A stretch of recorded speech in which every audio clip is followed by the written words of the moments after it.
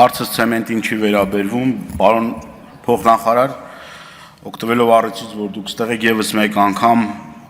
ստիպված եմ խնդիրը բարձրացնել, հարցը հետեւյալն է, Վրաստանի Հանրապետությունում արդեն տևական ժամանակ է, մոտ ամիս ու կես է,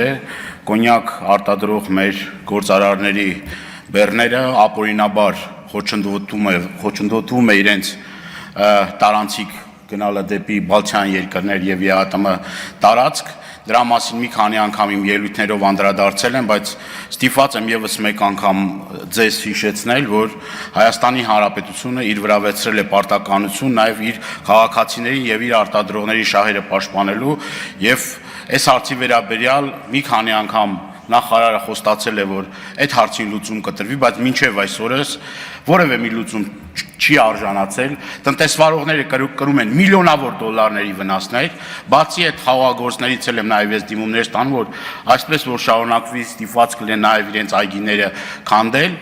մարդիկ պայմանավորվածություններ ունեն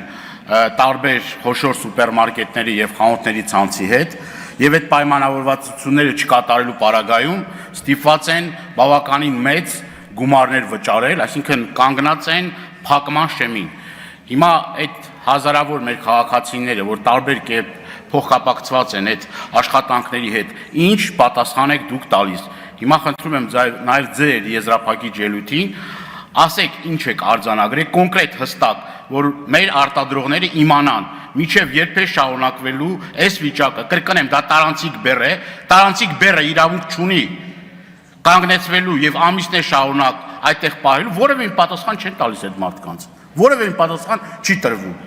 Եվ այս հարցին մենք պիտի պատասխաններ տանք, որովհետև կրկնում եմ, դա մի մարդ չի, երկու մարդ չի, հազարավոր աշխատատեղերի խնդիր է եւ նաեւ ֆինանսական հսկայական կորուստներ ա կրում։